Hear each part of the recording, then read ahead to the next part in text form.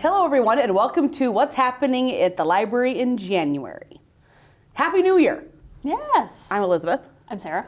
And we're here to give you a couple nuggets of cool things happening at the library in January.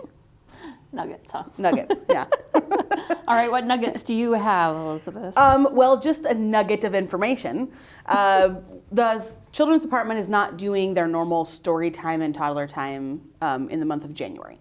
It gives the staff a break. They go all out for programming in December, and so it kind of gives them a breather to plan and get going for the rest of the year. So instead, they're doing Play to Learn throughout the whole month of January. If you've never done that, it's a really cool, interactive, passive program that they do at the normal times of story time, and you're encouraged to come in with your child, grandchild, niece, nephew, whatever, and it's a lot of like early literacy knowledge, a lot of sensory activities, and it's just it's kind of more on your own versus more like a scheduled thing. So that's pretty cool. So that'd be January 11th through the 27th. They'll be doing Play to Learn in the regular story time slots, and then regular story times resume on February 1st.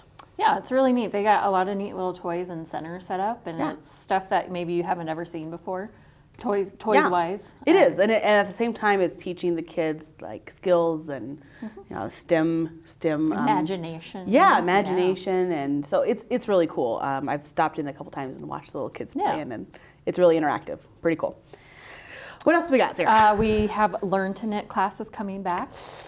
My husband will be teaching, Saturday, January 8th, 10 to noon. It goes over basic knitting, and then if you want to progress, he'd be happy to show you kind of the next step in progression. Yeah. It's encouraged to bring your own knitting needles, but we do have plenty of yarn. Yes. So. Yarn provided, bring your needles. Yeah, exactly. Yeah, that's a really cool class. I'm excited we're keep doing it. It's been very popular. Yeah. He's had a lot of fun. It's a lot of fun. We also are partnering with the Master Gardeners in January, and I know Wyoming minds are like, wait, gardening in January? But they're going to talk about jump-starting your garden planning and seed starting. So that is a good January activity, kind of figuring out what you're planning, if you need to start things indoors before the planting season. So they're kind of going to go over that on their programs in January. So we're doing one Tuesday, January 8th at the Gillette Library, and we're doing one Monday, January 31st at the Wright Library, both at 6 o'clock. So if you're interested in kind of getting some gardening questions answered, getting ready for gardening season early, those would be great programs. The Master Gardeners are always very informative in their programs. Master for a reason. Yeah, it's a master for a reason. Yep. We have a poetry event coming. Yes. On Saturday, January 15th at 2 p.m., we have Northeast Wyoming poets to hold poetry event. So we have Nicholas Trandall and Brandon McQuaid. And I think at the end, they're going to do kind of like an open mic. Oh, that'll be fun. Read your own poetry to a group. Did you know I used to write poetry? I did not. I even published. Wow. I know. Did not know that. In a poetry book. Yes. High school. Can I check it out? I don't think we have it at the library. I own a copy myself, but I don't think the library has one.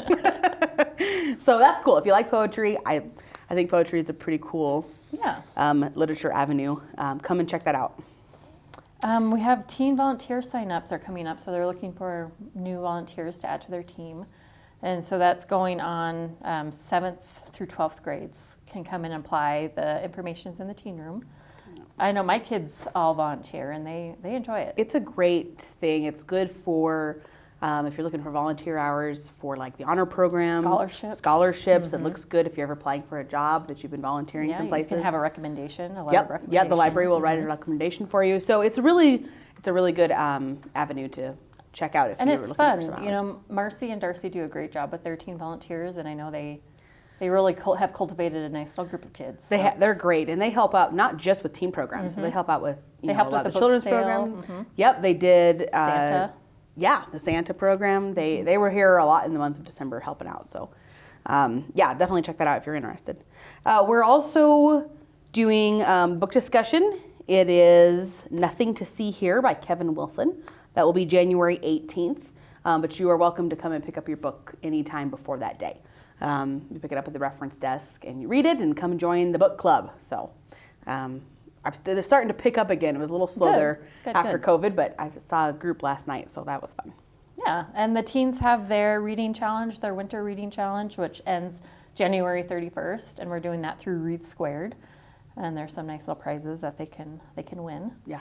And their teen clubs this month are the Music Club, Anime Club, and Open Play Gaming. So check the calendar for dates on those. Yes. And then Wright Branch Library is also having their family bingo on January 10th. Always fun. I've heard a lot of fun. So they'll feed you dinner, and there's a bunch of prizes you can win. Very nice. And it's all in the basement of the Wright Branch Library. So come and check that out on January 10th. Also, we're going to plug January. A lot of people get new devices and stuff for Christmas. The library has a bunch of apps. So we have an app that you can look at what you have checked out physically. So our Wildcat app. A really cool thing about the Wildcat app is that if you have a family and you maybe have a card, your husband has a card, wife has a card, and then your kids have a card, you can link them all together on the Wildcat app. So you can see in one list everybody that stuff's checked out on their cards. And then you can renew and everything right from the app. So that is our Wildcat app.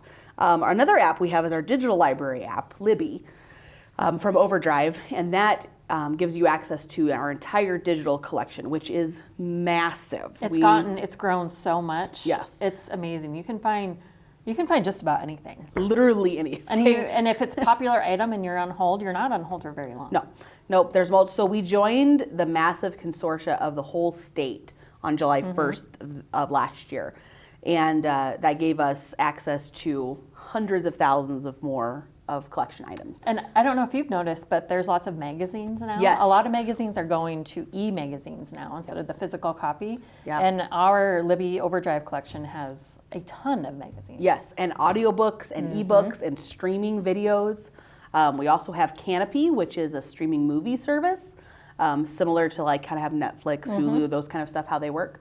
And that's another app as well. Overdrive also owns that as well, but it's a separate app from Libby. So any of that stuff is all free with your library card. So if you want to check it out, you can go to our website and look under digital library. You can come in with your device, and any librarian can sit down and help you set it up. So if you're stuck at home or anything these days in the winter days, that'd be a good thing to check out. So Yeah. So lots of good programs for the month of January, and we're gearing up for a lot of things coming this spring. Yes. And so we'll hope to see you at the library. Yes. Happy January.